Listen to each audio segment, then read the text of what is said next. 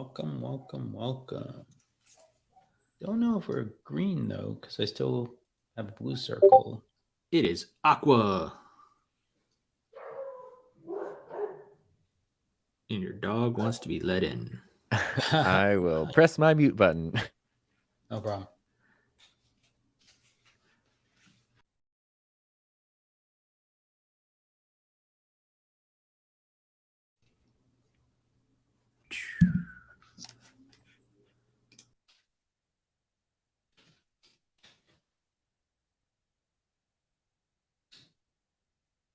Where did Ken go?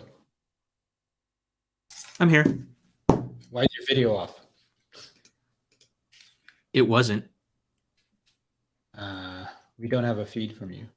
Refreshing.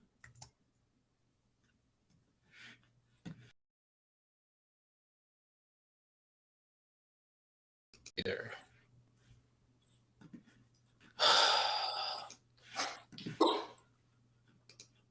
Sorry, Tom. How dare you? I'm just kidding. I can't even tell if we're live anywhere at this point. I have no green icons, so.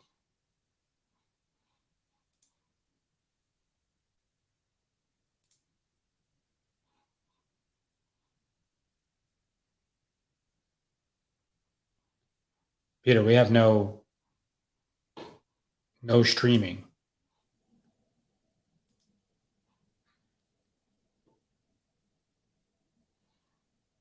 Yeah, it's weird. It seems good. Ken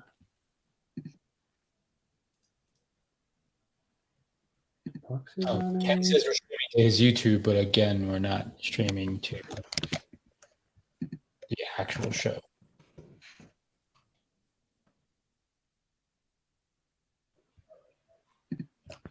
Wait, it's doing on.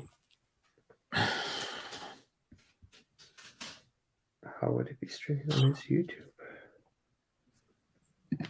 Not anywhere else.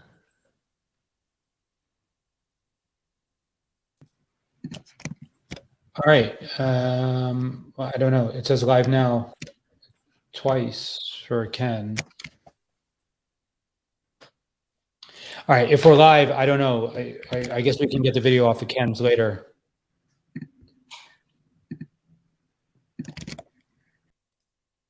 All righty. Hi, everybody. Sorry about that. Ken, are you there? You're muted. I am here. Okay. How are you? We apologize. Technical difficulties, doing our best. But welcome back. We do have our friend Tom Buck with us. We will spare you all of the bookkeeping today because we want to get right into the chatting. Tom, thanks so much for joining us today. How are you? Yeah, thanks so much for having me here. I appreciate it very much, and I'm excited to talk to you guys. We appreciate it more. So Tom, I was just going to say, we love to, before we jump in, give everyone a chance to just get to know who you are. Mm-hmm. Tell us a little bit about yourself, that kind of stuff. Sure. My name is Tom Buck. I have a YouTube channel. It's called Tom Buck, and I use it to help people level up their audio and video skills, specifically geared towards a lot of like one-person production crew stuff, streaming, podcasting, video production. And but prior to that, I was a high school digital media teacher for 10 years, and I've just always loved audio and video things. And now that is my job, and it's super fun. Are you saying they were teaching digital media for 10 years already in high school? Yeah. I started as an English teacher, and then in my second year of teaching, I moved into digital media and then got to rebuild an existing program that kind of had fallen apart. And then after 5 years, I moved to a different school in a different district and built a new program from the ground up. And that's what I did up until this past spring. So how does that, you're basically educating the young minds here. And like, obviously, like I remember back when I was in college, we took these, there was a platform called Blackboard, and we used that to build, learn how to build web pages and blah, blah, blah. Like super early HTML, right? And I probably dated myself in terms of how old I am, but you just gave me flashbacks. But like for someone that teaches that, like for a decade, like how have you seen things change, and obviously that curriculum is evolving pretty rapidly, as opposed to like once every 4 years. Yeah, I was lucky in that I wrote the curriculum for all of my courses. So I got to make it whatever I wanted, and it was very broad because ultimately the classes themselves were called digital media production, but it's like, what is that? That could be making a keynote presentation, making a video, designing a website. Like digital media is crazy broad, but you kind of need it to be that way because everything changes all the time. When I started teaching it was the first time, whatever year it was the first time that students started having phones with front-facing cameras. Oh yeah. So it was very confusing to me because it was when like selfies became a thing, and working at a high school is a big deal. And so like, it's crazy to think that like that was a new thing. But I remember like students would hold up their phone and I would constantly wave at it like, oh, you're taking a picture, like, hello. And they're like, what are you waving at? Because they're, taking the picture themselves. Or I was like, oh, I thought you were, I don't know. It was really uncomfortable. So like early things like that, where even just using the video on a phone was very, rudimentary and not great, to where we are now, where it's like, oh yeah, you can't check out like a really nice mirrorless camera, whatever, just use your phone, it's fine. Yeah. Things like that, the accessibility of the technology changed so much in that decade, and and continues to change like that. Yeah, that's cool. So why don't you talk to us about the Tom Buck channel, right? I mean, like how did you get started doing that? Like, obviously, well, actually, let's backtrack it. Like, you're an educator in a school, corrupting the minds Right. of our youth. Yes. Great job, by the way. So, and then you decided to say, I'm going to launch this channel, right? And how did you figure, like, why did you do it? And how did you determine this is like what you are talking about is what you wanted to talk about? Sure. Yeah. It takes a while. It's not something, I think a lot of times when people look at a YouTube channel, what they see is what the channel is. And then if they want to start their own channel, what they think is, oh my gosh, like I have to come up with this perfectly formed concept before I even get started. And that's very much not the case. Like, you're looking at, I don't want to call it the end result because things continue to evolve, but you're looking at an evolved result. Ultimately, what it came down to for me was that I had wanted to start a YouTube channel for years, and I just was kind of too scared, didn't know what I'd make videos about. But after teaching for so long, I noticed that I wasn't making anything of my own. I was doing like, I was helping our school district do kind of commercial promotional things, and I was helping my students make projects, but I wasn't making anything. And it was really creatively unfulfilling. And it also kind of made me feel like a fraud a little bit, because I would tell my students like, yeah, you need to go make stuff, and you're making things, and here's assignments. And like, they'd be like, what are you making, Mr. Buck? And I'm like, I help you make your projects, which was it was true, but it was a cop out. Classically in the those who can't do teach bucket there, huh? Right. It really felt like, okay, I'm falling into that stereotype. And so it was the summer of 2017.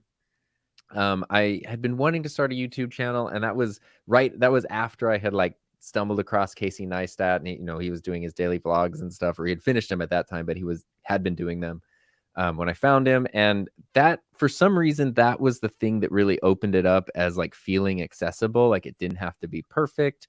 It didn't have to be this grand thing. You could make a video in a day, and pardon the dogs. And that's what made me think, okay, I can do this, and I'm just gonna keep it simple and do that. And so I jumped in just as a creative endeavor with no plans for it to really grow. I didn't care about numbers or ever generating any kind of income from it.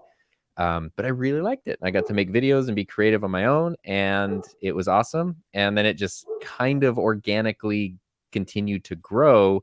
And after making video after video after video, I just sort of found things that I liked, things that I was interested in, things that the audience liked. And ultimately, the thing that I've never gotten tired of my entire life is cameras and audio video tech. So that's just sort of what the channel sort of leaned towards, because, I could talk about something like 3D printing or whatever, but it's like I can make 8 videos and then I'm done versus, I can talk about cameras or audio or whatever for infinite number of videos and not get tired of it. So, it's that Venn diagram of what do you like versus what do other people want to hear about, and you kind of like hope they overlap.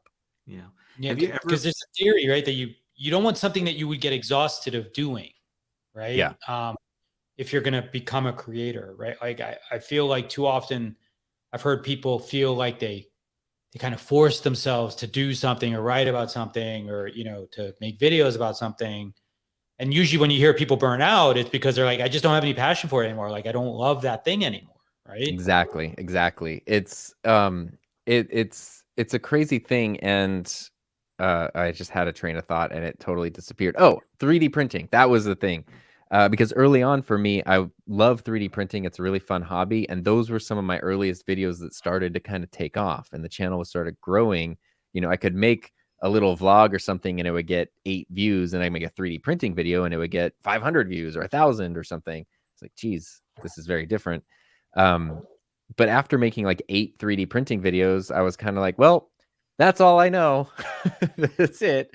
And I don't want to, it's not something that I want to dive into that level of trying to set up hey, watch my 3D printer print this thing while I did that. I did a 36-hour 3D printing live stream once.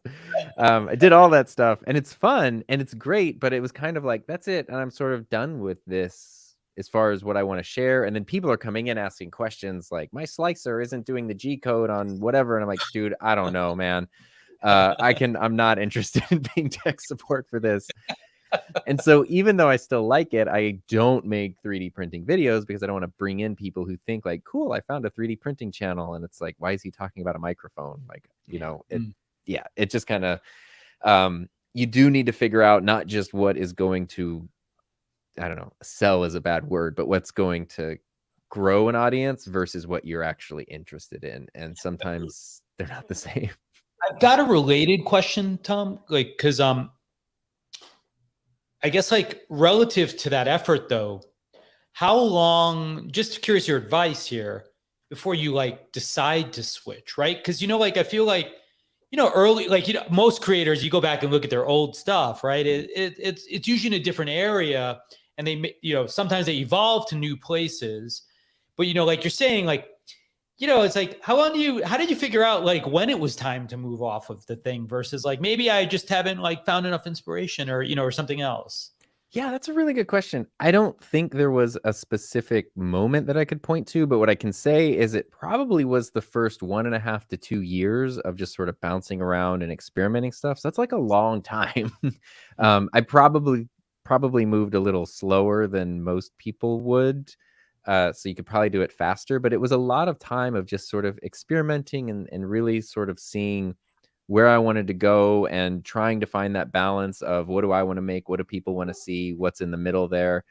And just figuring it out for myself, kind of trusting my gut to what felt right. So there's a lot of experimentation. And a big part of that too was that I was continuously making videos throughout that time, at least for most of that time, at least 1 video a week. But there were also times where I did, 30 videos in 30 days or several videos a week or a video in a live stream. So it wasn't like I'm going to make a video and spend a month or 2 assessing. It's like I'm constantly working on something. So you're always sort of growing and evolving with every project that you're working on. How do you stand out, like in terms of, because what you talk about, I mean, there are a bunch of other creators that do these type of things, and it's not just YouTube, right? It's all, and this is, and it's not specific to tech or gadgets, travel and all these stuff. But how do you? There are times where, like, for example, I try my hand at doing a newsletter, a tech newsletter, but there's a bunch of people that do it way better. I still have that one. Oh, do you? See, but how do you? But for those creators that are like that feel, how do you hit above your weight class? How, like, what advice would you give to them, and how did you kind of persevere to kind of say, look, I don't care. I'm going to ignore all the big time people. But I this is how I'm going to be authentic. Your questions are so good. That's such a great thing that you're concerned about as a creator. And, early on, I think I was trying to do things that weren't just like audio, video tech or cameras specifically, because I felt it was kind of saturated. And like, I was like, yeah, another white guy in his 30s talking to you about the exposure triangle or ND filters or something. There were plenty of that happening. But it just came down to like, that's kind of what I'm interested in and what I want to talk about. And I'm just going to go for it because I know that I don't get burned out on it. I don't get tired of it. And so that is a good sign. And then within that, it has taken a lot of experimentation to kind of lean in towards, okay, I'm not a filmmaker and I don't claim to be, so I'm not trying to go that direction. I do love the camera side of things, but I also like leaning a little bit towards the audio because I feel like that's overlooked a lot and it's such a hugely important thing. And so ultimately it kind of came down to like, you know, if you were in an AV club back in the day in like school, what would an AV club nerd make on a YouTube channel? And that's my channel. And that's basically, you know, that's pretty much what it is I try to, I guess, stand out by keeping it real down to earth, try to explain how stuff works in a real world workflow, and trying to understand who it is that's actually watching and not just speaking to the broad, like the whole world could be watching, because they're not. So who specifically is coming? What do they need? And how can I help with that? It's cool. I had a related question, I guess, because you made an interesting distinction there, which is that there is a skill set in the production part of it, I guess, right? But you're sort of talking about this external part, right? Like this discovery process and experimentation and, you know, the soul searching, I guess it goes in it as well. What are the other skills that you now sort of see are necessary, or maybe emergent and then eventually necessary, right? Like to moving from, you know, sort of experimentation to sort of full time, right? Because I feel like when you were in school and you were teaching, like, you know, often like we get into the nuts and bolts real quick. It's like, how do I, you know, do a cut, or how do I do this, or how do I do that? But there's still this other part of like, it's almost like, you know, the MBA part, it's like all these other aspects of like the business almost of it. And I don't want to call it a business per se. I believe it's a business, but I know that hasn't been your journey per se, like in this endeavor. It may be more evolving to more things in this area.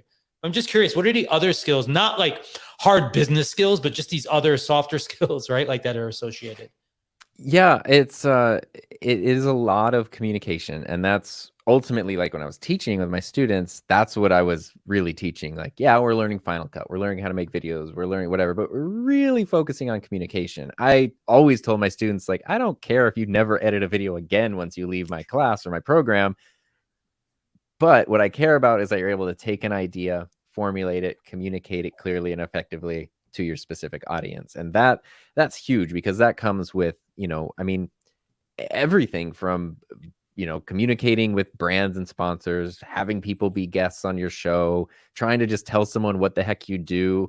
You know, I failed really bad this morning trying to explain to someone who didn't know I had left teaching what I was doing now. And I was like, I guess I'm self-employed. I don't know how to do YouTube. And he was like, oh, we'll try to throw some work your way then. And I was like, no. Like, it's going really well, but I don't know how to tell you that. You're the new starving artist. That's what you are. It's like, it's fine. I had but peas for dinner. I was caught up in my own head. So trying to figure that out, even just, you know, going like, there's this weird thing of trying to explain to someone what it is, because there's preconceived notions, especially with something like YouTube, where you say like, yeah, I have a YouTube channel. And a lot of people will think immediately like, wow, you must be like this wacky, extreme, like prank channel, something. And it's like, yeah, no, not at all. It's not. YouTube is big, and there's a lot of different YouTubes, and that's not what I am doing. And now that it is my job, I am terrible at trying to explain what it is.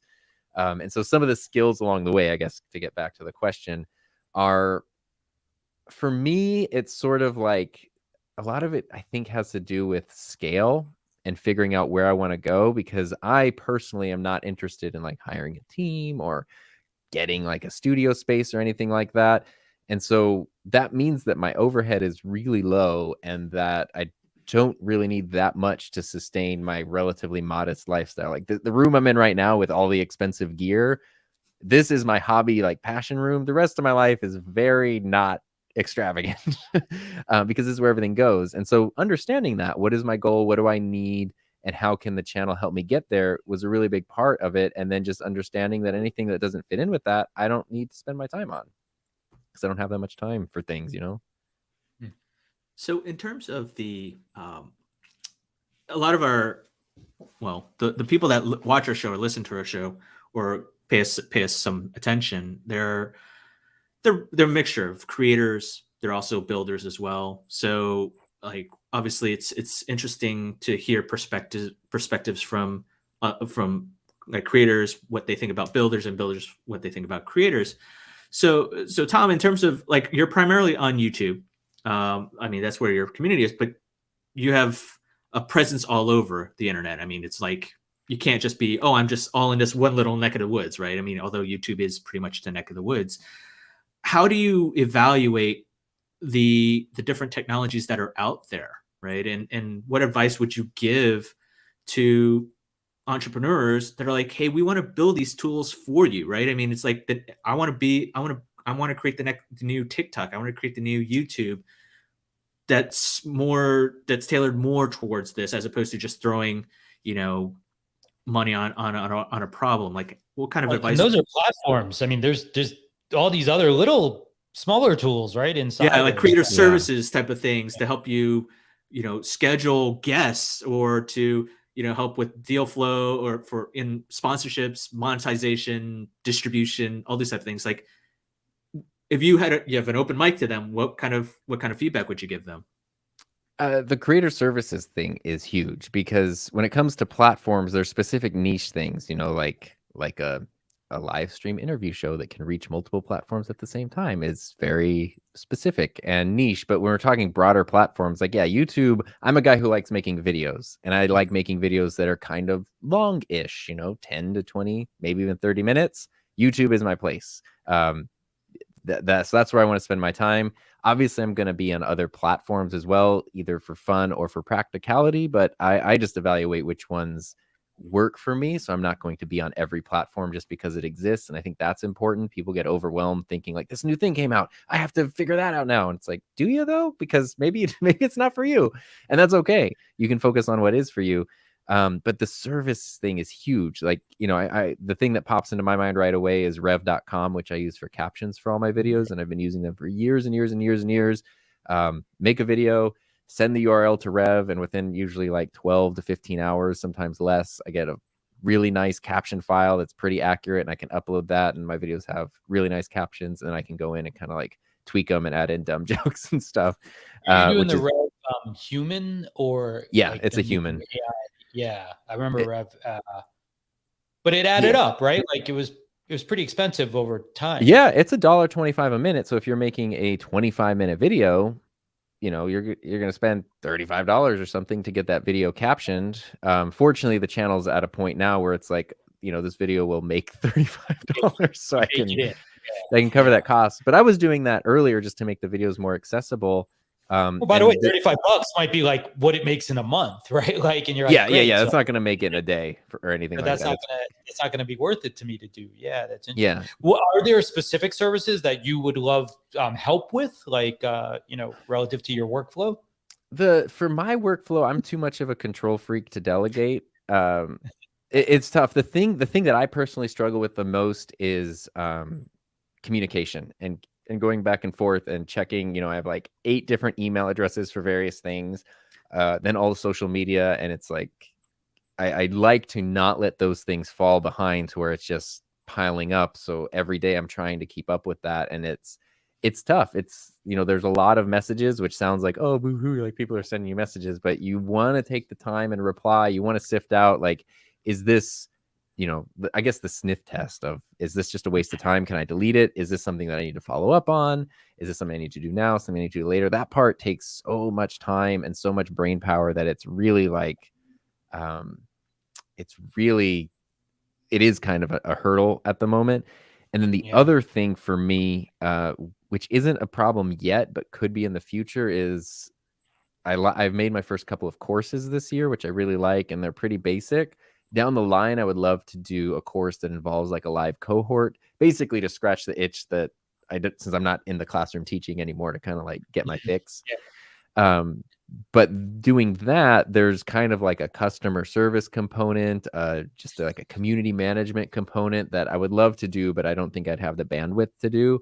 So something to help along those lines might be something to look at in the future, of how to make sure people don't feel like they're just throwing money into a black hole, but also that like I don't have to dance monkey dance for every dollar that comes in. And there's sort of, that's a balance that I've been seeing on the horizon. I've been working on this, probably a future thread I'll do on this, but I was actually chatting with Abhinav, one of our community members as well. And, I was just saying, I was thinking that there's kind of like a new creator stack. And I think like for me, it's got like these 5 C's in it. And not everyone does all of them, but CRM, customers, commerce, community, and crypto all feel like these varied places that creators are now sort of like transitioning to or evolving into. And I think you're right. Like it's really difficult, right? Like when content was your main thing, maybe you like interact in the comments and stuff like that, but like suddenly the second you sell a thing, there's like all these other things, right? There's lead management, there's sales, there's prospecting, there's support, right? The second you have customers, or you start to build a pipeline, you're like, how do I reach those people, and how do I stay in touch with them, and how do I prevent them from like not like leaving me, or how do I make sure they buy the next thing I put out, right?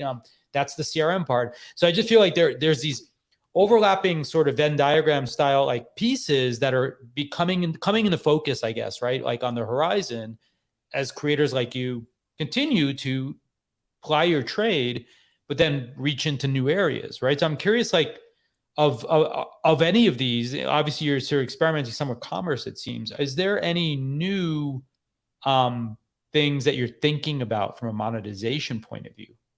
I mean, for me, like if I could just make content and be done, I would be so happy, because that's what I want to do. But it's just not practical or safe to just put all your eggs in that basket. So I'm kind of forced to go out of my comfort zone, but in a way that's a good thing, because it forces me to build new skills and stuff. This past summer, my wife Heather and we launched a community on Mighty Networks called Just Create More, which is like a community for like dedicated long-term YouTube creators. So people who doesn't matter where you're at right now, but you're kind of committed to, my channel's something I'm doing for the foreseeable future. And that has been really cool, because it's a paid community. And then there's things in it, like Heather has her YouTube course. We have our mastermind, like small group, a mastermind. And that has been really cool, because it's cultivating a community, it's generating revenue, and it's also doing something really positive. And it's really like checking all of these boxes that I enjoy quite a bit, and it's not overwhelming. And I've really been liking that a lot. So I don't know what that falls under, but it's been a really cool way to sort of, it's that idea that, you guys talk about, Heather talks about all the time. You don't necessarily need to like make a thing and sell it to a million different people. You just need like, a community of really dedicated people who just want to be a part of whatever it is that you're doing, and you could potentially be set for a while. So I've watched a bunch of your videos on YouTube, and it was actually Greg is the one that introduced me to your channel. I have an office full of Tom's videos. Pretty much, yeah. And then Heather as well. I mean, because I think this thing. So really, Tom, like basically this show is we're just ambushing you because we just want to take this opportunity to solicit advice. We want our money back, man. So Tom, can you tell me about microphones? I don't think you've done a channel on this. Yeah, that'd be a great topic to cover. So we just wanted to ask you about lighting. Let's talk about that version. No, but like as we started doing the show, Greg naturally had his office all set up. Mine was not as. That is not true, Ken. Actually, go back to our first video and you'll see like just the evolution in the 6 months since we've been here. Yeah. well, Greg's was way more, but like but then Greg's like, oh, look at Tom's videos and everything. I'm like, okay, looking at like not only just the mics, the lighting, like drew a lot of inspiration from just the advice that you give in terms of like, especially how you light it. I'm trying to mimic some of the lighting that you've done. Nice. But the question I have coming next week. But the question I have though, Tom, is there's been some videos that you and Heather have put out on the Couples Table, your collaborative series on YouTube, where you've expressed you've talked about the struggles that you've faced as a creator, right? And I get that you're like, I don't pay attention to the page, to the views and everything like that. You just focus on the content, which I think that for me, in terms of how I create content, that's kind of the way I do it as a writer. But you've been very transparent about these type of things, more so than what you see all these other known creators do. So what kind of insights can you give to fellow creators? Like, this is how you can avoid these type of things, such as, I mean, let's talk about what we were talking about earlier, where you're saying, okay, we create this community. You don't want to put all your eggs in one basket. Like, that's a lot of things for people to think about. And I'm like, wait, should we be thinking about merchandise right now, Greg? Should we be thinking about, like, we're talking about rally coins, we're talking about this and this. I'm like, I just want to, let's start creating first, and we don't, like, everything else will fall into place. But how do we overcome these type of this anxiety? Yeah, the key is to make stuff, to steal our community name and Heather's catchphrase, to just create more, is really the key, because there has to be something there for, it's like when a star or a solar system forms, like the planets don't just appear out of nothing. There needs to be material that kind of collects and then becomes something, and nothing can form around what you're creating if you don't have if you're not like creating the little like gravity force that's going to pull it all together. So that's whatever the thing is that you're making. And then on top of that, there's so many different variables. Like I said, I would love to just be able to go like, hey, I'm going to make videos. YouTube's going to pay some ad revenue, Amazon or whatever is going to get some affiliate links, and then I'm set. And that could be the case. And a lot of people, are like, what's a YouTube alternative? And I personally don't think there's gonna be a YouTube alternative anytime soon, just purely based on infrastructure. Like nobody else can handle it. So it's sort of, that is what it is. I don't think YouTube's going anywhere anytime soon. However, what can go somewhere is your own channel. And even if you're somebody who's like, I'm not breaking any rules, I'm not doing anything wrong, mistakes happen. And I've seen this happen to, a number of friends and creators with relatively large channels who suddenly will get their channel, taken away or shut down or hijacked or whatever. And then things go really wrong. And that's terrifying. And it's not like you want to plan for that, but you kind of do want to plan for that. You wear your seatbelt in the car, not because you're expecting to get in an accident, but if you do, you want to be wearing your seatbelt. And that's where it's kind of like planning these other things is important. So to realize, what you might need to be doing and what works for you. Like early on, I discovered that Amazon affiliate links worked really well for me just based on the content that I talk about. But I've told that to other people, and then they include Amazon links. They're like, oh, my Amazon doesn't earn anything. They're even going to like shut me out of the program because I haven't generated any sales. I'm like, yeah, but you're talking about, your channel's about mental health or something. It's like, what are you going to sell on Amazon? Like, So a lot of things really depend on, they will sort of make themselves apparent as time goes on. And it just comes down to like giving it that time and, changing and evolving and growing as time does go on and trying to figure stuff out. And I'm always doing that. So I think now my channel has, I don't remember the exact number. I believe it's over 20 different revenue streams coming in. I call it YouTube, but YouTube's only one of them. Yeah. And most of them are not big, but 20 of something that's not very big is actually something that's pretty decent. And you're not necessarily, some of them I'm relying on a lot more than others, but you're not necessarily putting all your eggs in any one basket. And that every time I can add in just a new little stream of something, whether it's a new affiliate program or, course or something, it's nice. And it's a good feeling to just, it's I will like point out that is a great strategy though, because like, I think like, like startups, like I'm building a startup, we like have one business model, right? And we hope it works, right? And I often say this, I point this out, that creators are actually very good entrepreneurs, relatively speaking, because they diversify in a lot of ways, right? Like they don't usually rely on one. They're multi-skew, as they call them, right? Yeah, you're forced to.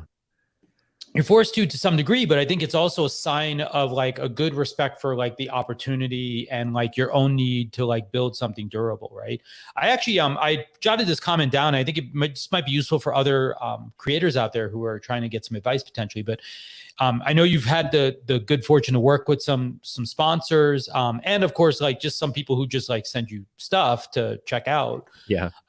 What is that process like? How do you find them, and like how do you vet them? And I know you're very strident about having like a good, like sort of like here's my terms of service and like my bill of rights about like what's going to go on here. But I'm just curious if you could share a little bit for folks out there. Sure. I'm kind of a crazy person when it comes to these things. I'm like I was listening into a YouTube live stream several months ago about like how to handle brand deals and do things with integrity.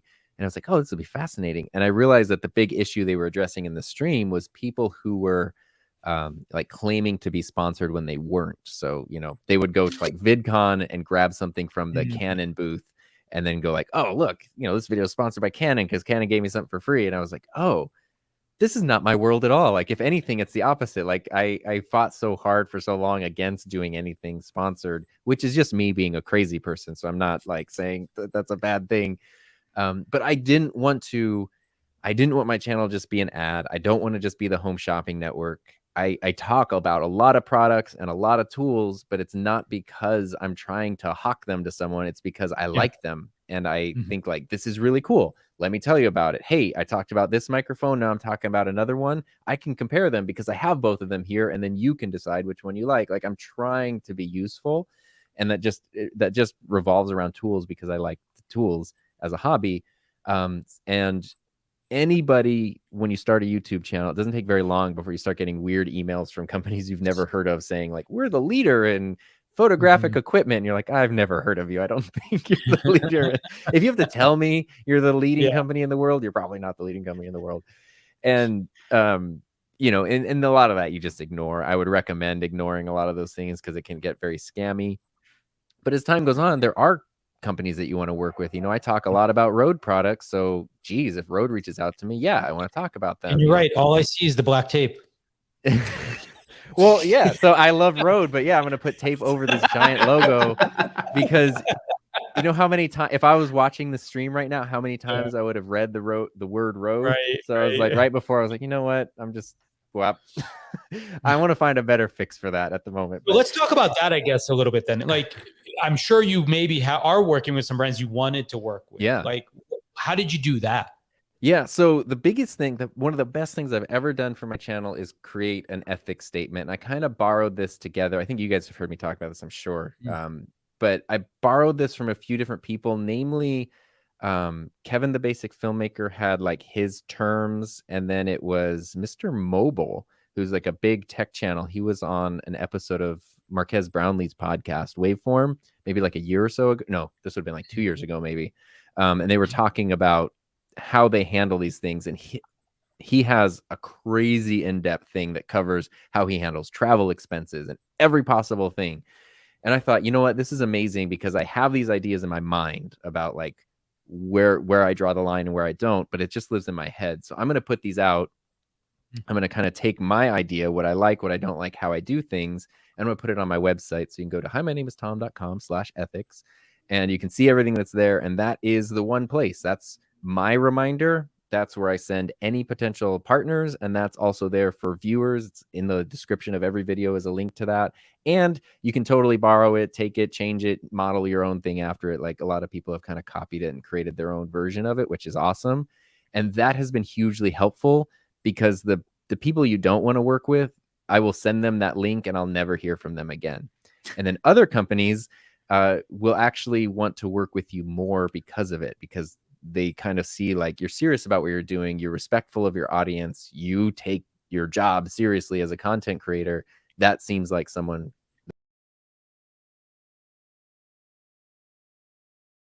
light and, a handful. They've all been super excited about that. And they've never raised an eyebrow at it. And it's given me a lot of leverage that other people say that they don't get when they just go with the deal that the company is going to give you anyway. So it's like stuff like, I don't send anybody preview copies of videos. I'll never make a video in exchange for a product. Even though you might see on my channel, I might say like, hey, the boom arm with the logo on it, I just did a video about it this week. But I was like, Rode sent me this for free, and they did, but I didn't have to do anything with it. Like I could have just never mentioned it or just used it or not used it or given away or whatever. I like it and I think it's interesting, so I decided on my own to make a video about it. But that wasn't because, like, you know, you gave me something free, so now I'm going to make a video about it. I've done some actual sponsored videos, a handful of them, which is very different because that's where it's like, okay, I'm actually, even those weren't really like commercials. They were just kind of randomly sponsored videos that weren't even, I don't know how I found myself in this situation, but having You're this clearly sponsored when you made the confabulator video. right, the photo encabulator, that's the one. Big encabulation I'm in the pockets of. But yeah, it's been kind of a cool thing because it's just let me dictate things on my terms, which is what I want to do. And a lot of times companies will mistakenly think like, we're gonna go to you, content creator, sponsor something, but to do that we need you to say these points, make this kind of video, do it on this deadline. And it's like you're muting that creator's creative voice, which is the thing that drew you to them in the first place. So the ethics statement is kind of a reminder of like, if you as a company are even interested in working with me at all, just remember there was something that drew you to that in the first place. And like, trust me that I, you know, if we work together, I will do something that's a win for me, you, and the viewer. Like it's otherwise we won't do anything, and that's totally fine too. Yeah. And then you can build up relationships that never make it on camera. You just get to know people. I've been fortunate enough to meet like sound engineers at like every major microphone company. It's not a part of a video or anything, but like it's really cool to have a network of people that you can talk to and ask questions from, and you know, get feedback from. That it's really, really great, and you know, that's been hugely valuable. Ken, we probably have time for one more question, so I'll let you take the last one. Oh man, let's see. Oh, okay, fine. All right, we'll do this from something that's more into your speciality, because there's a bunch of them, right? It's like, I mean, an hour is too short. Yeah, I can. I'm here, so if you need time, we'll just hound you on your channel later on. Yeah, that's fine too. But so here's the question. Basically, is those that are any creator, right? You're the gadget guy. You're the gear guy. So, do I need all the bells and whistles if I'm going to start my own channel, right? Like Greg and I have this conversation where, you know, he happens to take the day off or go on holiday, you know, and I'm left to run the Yes, all Europeans say it, but I'm saying it too. I'm not European, but Greg's happens to be out of loop, I can't necessarily run the show by myself because I don't have as sophisticated of a setup as Greg. Or if I decide to start my own channel, sorry, Greg, like, do I need all these bells and whistles? Do I need to have the Rodecaster? Do I need to have all these fancy lights? Even though, yes, I do. But like what insights would you give to anyone that wants to create about like when they're thinking about gadgets and hardware? Do they need to break the bank for it? The answer is yes and no.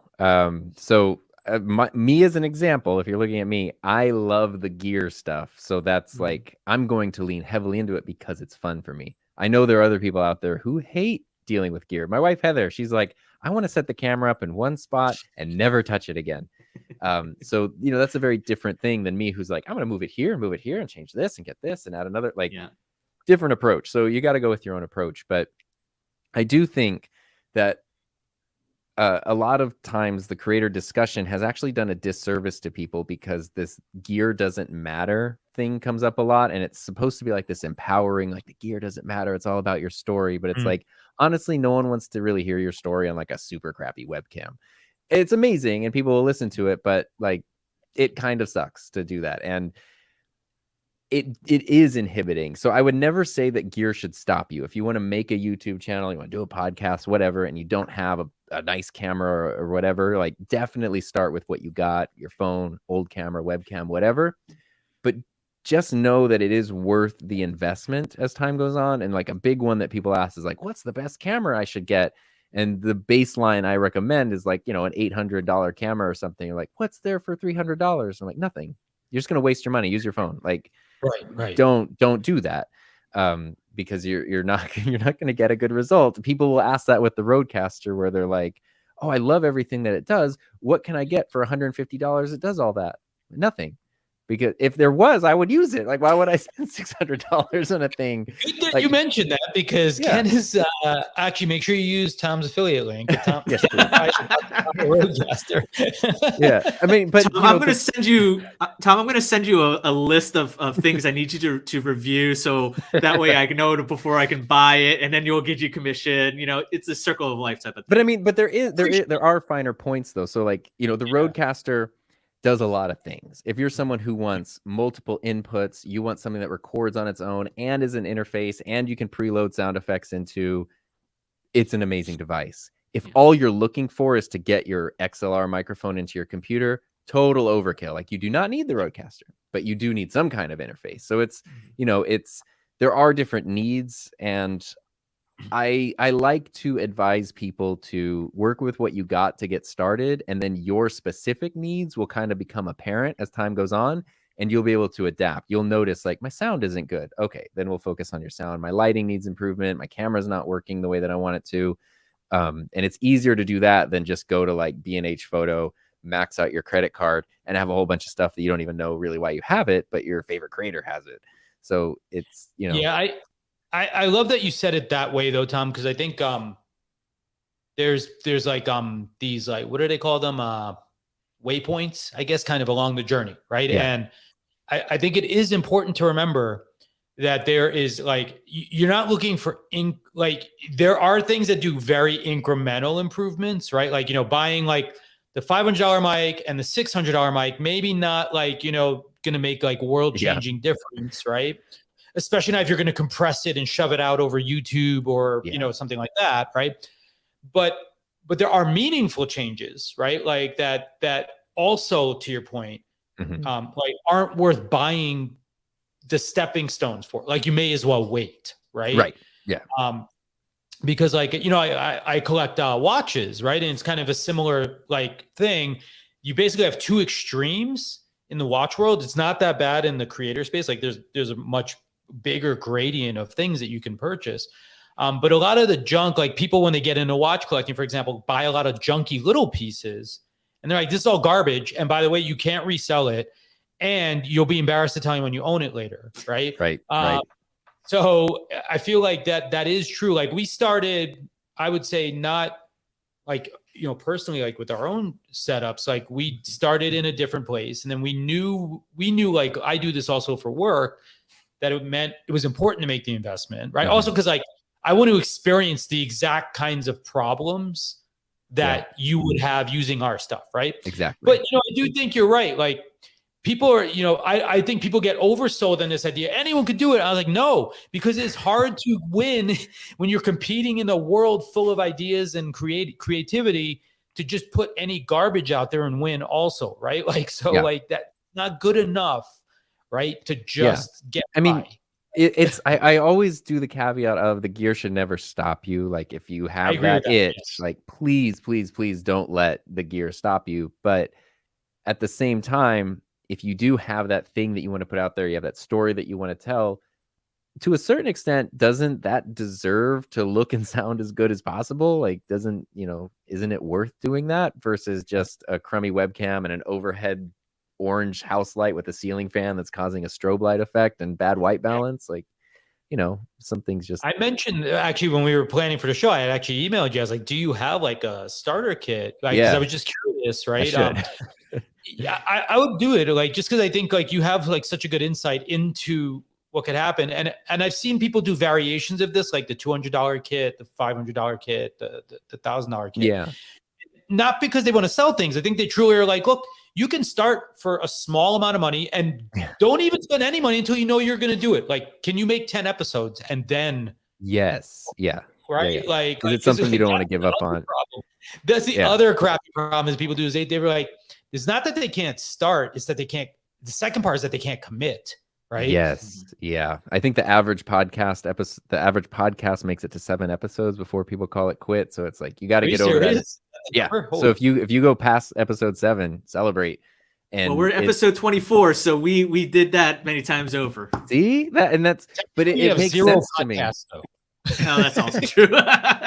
What is a podcast, anyways? It evolves, Right. What is technically I don't know, but I think that makes sense. Like 5 to 7 episodes or versions or videos of something, that's enough for the excitement to wear off and for the drudgery to kind of set in, and then that's where you're going to know, like, yeah, I want to do this or not, and that's a good time to go to maybe wait before you make a giant purchase. Just work with what you have, maybe make one little thing here, and then adapt as time goes on, and you're really committed to the thing, because it does make sense. Somebody asked me, I did a Q&A episode of a podcast recently, and one of the questions was, just say everything you own was destroyed in a fire and you only have $500 to replace it all, what would you do? And I was like, I would take that money and go to the casino and pray that I earned the actual amount of money that I need, because it's not enough. Like, it's just not enough. You know, and it's a sad answer, but a true answer. No, it's very true, because it's like you can't even buy like a new MacBook with that. And I mean, because I think if anything, that is probably the core of what you need, but you don't have anything else. But I think there's plenty of other questions to ask, but I think we are at time. So Tom, thank you so very much for joining us. This was super fun. Yeah, I had a blast. You guys ask the best questions, I swear. It's awesome. They make you think. It's great. Well, you are welcome back anytime. Yeah. I appreciate that. Yeah. But yeah, no, it was a pleasure to have you. We apologize for the sort of no worries. small issues in the beginning, but yeah, this is it's been great to have like a creator who I think is very thoughtful about the process and ethical about sort of the journey.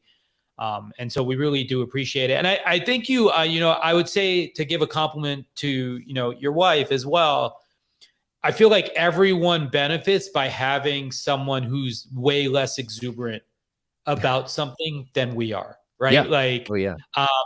Because I think Heather's like really exuberant about the business side, and you're like, I wish I didn't have to do this.